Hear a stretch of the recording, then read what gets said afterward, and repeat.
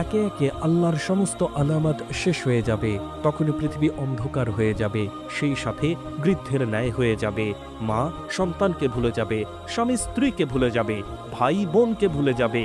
আর সেদিন আল্লাহ তাআলার হুকুমে আসমানে এমন একটা বিকট শব্দ হবে, যেই শব্দে পৃথিবীটা ধ্বংস হয়ে যাবে। মহান আল্লাহ তাআলার সমস্ত আলামত শেষ হয়ে যাওয়ার পর সমস্ত দৈত্য, দানব, জীব জন্তু সহ সকল মানুষ মারা যাবে। সেদিন মহান আল্লাহ তাআলা ব্যতীত আর কেউ বেঁচে থাকবে না। তারপর মৃত মানুষকে আবার পুনরায় জীবিত করা হবে। প্রত্যেক মানুষকে আবার নতুন করে জীবন দান করা হবে এবং এদেরকে নিয়ে একটি বিশাল মাঠ পতিত হবে, যেই মাঠের নাম হবে হাশরের মাঠ। এই মাঠে সবাইকে তাদের কর্মের হিসাব দিতে হবে। যারা ভালো কাজ করেছে তারা জান্নাতে যাবে এবং যারা মন্দ কাজ করেছে তারা জাহান্নামে যাবে। সেই বিশাল হাশরের মাঠে আল্লাহ পাক রব্বুল আলামিন তার অগণিত ফেরেশতাদের সাহায্যে সেই মাঠে বিচার কার্য সম্পন্ন করবেন। হাশরের মাঠে সেখানে সমস্ত মানুষ দাঁড়িয়ে থাকবেন। যারা পৃথিবীতে ভালো কাজ করেছিলেন তাদের জন্য জান্নাতের সুবাস ঘ্রাণ আসতে থাকবে, আর যারা পৃথিবীতে খারাপ কাজ, মন্দ কাজগুলো করেছিলেন তাদের জন্য জাহান্নাম থেকে সংকেত আসতে থাকবে।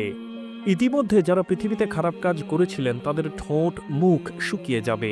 তাদের হঠাৎ করে মনে হবে যেন হৃদপিণ্ডের দম বন্ধ হয়ে আসছে। কলিজাটা শুকিয়ে যাবে, কেননা সে বুঝতে পারবে, আমি তো পৃথিবীতে খারাপ কাজ করেছিলাম, আমি তো পৃথিবীতে সুদ খেয়েছিলাম, আমি তো পৃথিবীতে ঘুষ খেয়েছিলাম, মানুষের সাথে জুলুম করেছিলাম, অন্যায় অবিচারে লিপ্ত ছিলাম।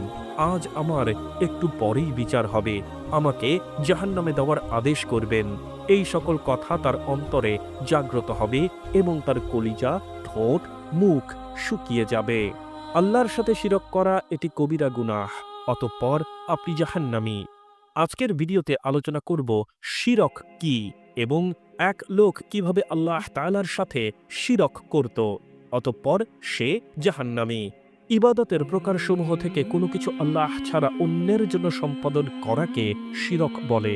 আল্লাহ ছাড়া অন্যের নিকট দোয়া করা, গায়রুল্লাহর জন্য কুরবানি করা, মানত করা এবং এমন বিষয়ে আল্লাহকে বাদ দিয়ে অন্যের নিকট উদ্ধার কামনা করা, যা থেকে উদ্ধার করার ক্ষমতা আল্লাহ ব্যতীত অন্য কেউ রাখে না।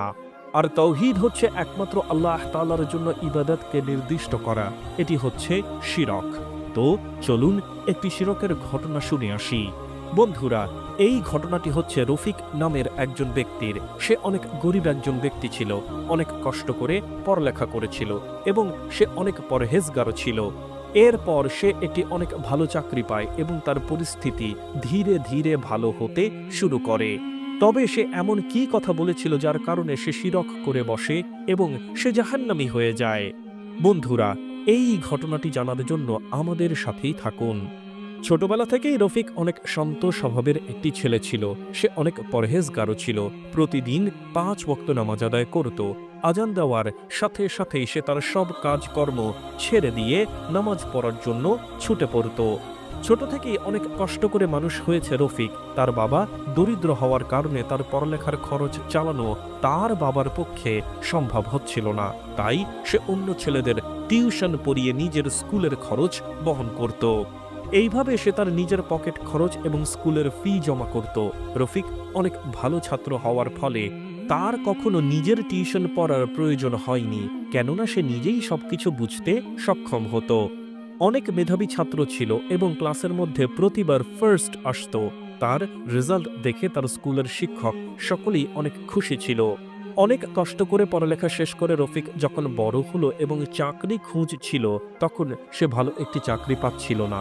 সে বড় হওয়ার কারণে তার উপর সংসারের দায়িত্ব এসে গিয়েছিল এবং বাবা বৃদ্ধ হয়ে যাওয়ার কারণে এখন তার বাবা আর কাজ করতে পারছেন না, বিধায় সংসারের সকল খরচ বহন করতে হয় তাকে। রফিক এই সময়ে বাচ্চাদের টিউশনি পড়ানোর সাথে সাথে একটি দোকানে কাজ করত এবং কাজ করার পাশাপাশি সে তার চাকরির জন্য বিভিন্ন সার্কুলারে অ্যাপ্লাই করে। কিন্তু সেই সময় তার ভাগ্য কোনো মতেই কাজ করছিল না। সে অনেক চেষ্টা করছিল যেন সে একটা ভালো চাকরি পেয়ে যায় এবং তার ফলে সে যেন তার সংসার ভালো করে চালাতে পারে। রফিক প্রতিনিয়ত 5 ওয়াক্ত নামাজ আদায় করত এবং আল্লাহর কাছে চাকুরির জন্য দোয়া করত। একবার রফিক যেই দোকানে কাজ করত সেই দোকানে আগুন লেগে যায় এবং যার ফলে রফিক আর সেখানে কাজ করতে পারছিল না।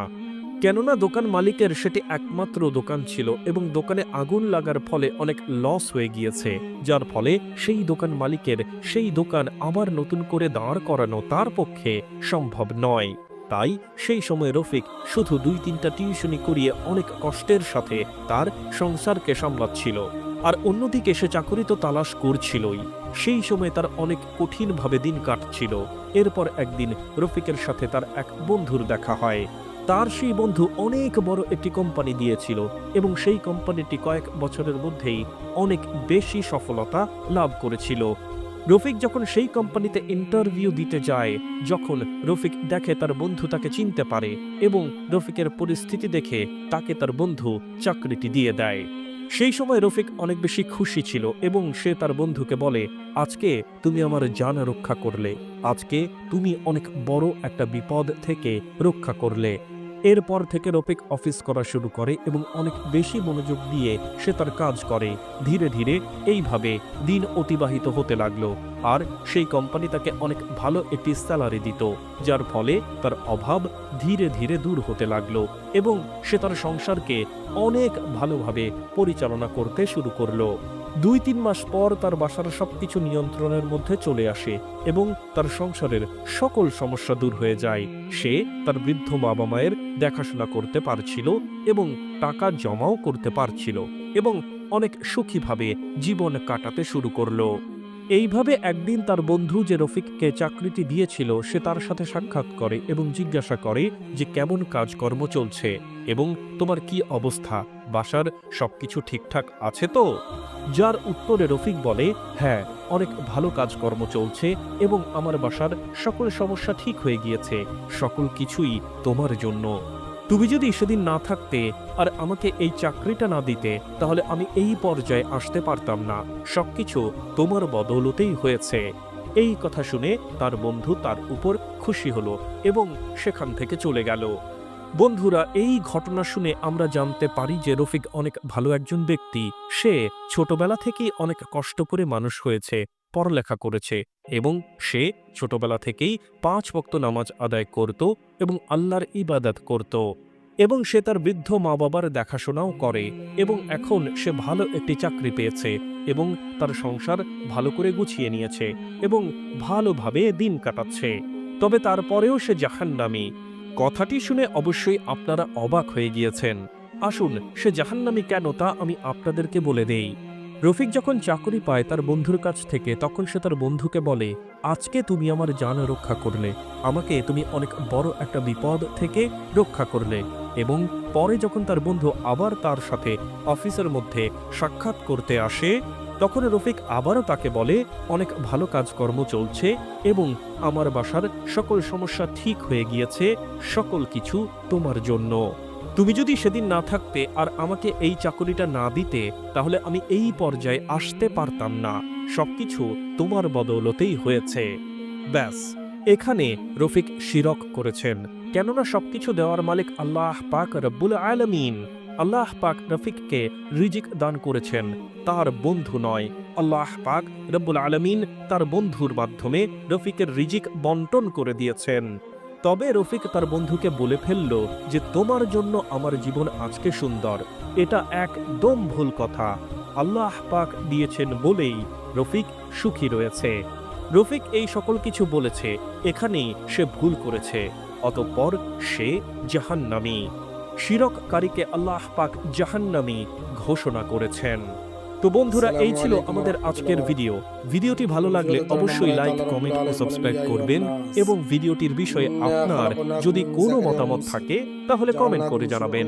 দেখা হচ্ছে পরবর্তী ভিডিওতে। আল্লাহ হাফেজ। আল্লাহ তাআলা বলেন, হে মানুষ, আমি তোমাদেরকে এক পুরুষ ও এক নারী থেকে সৃষ্টি করেছি, যাতে করে তোমরা গোত্র এবং জাতিতে বিভক্ত করেছি তোমাদেরকে, যাতে করে তোমরা পরিচিত হতে পারো। এই জন্য নয় যে তোমরা মারামারি করবে, হানাহানি করবে, কাটাকাটি করবে, যাতে করে তোমরা পরিচিত হতে পারো। তখন তোমাদের মধ্যে ওই ব্যক্তি সর্বোত্তম আল্লাহ তাআলার কাছে ওই ব্যক্তি সম্মানিত যার ভিতরে আল্লাহর ভয় আছে। ইন্না আকরামাকুম ইনদাল্লাহি আতকাকুম, আমাদের মধ্যে ওই ব্যক্তি সম্মানিত যে আল্লাহকে ভয় করে। ইন্নাল আলিমুল খবীর, আল্লাহ তাআলা সব কিছু জানেন এবং তিনি সর্বজ্ঞ, সব কিছু বুঝেন। এই জন্য আল্লাহ তাআলা আমাদেরকে আমল করার তৌফিক দান করুন।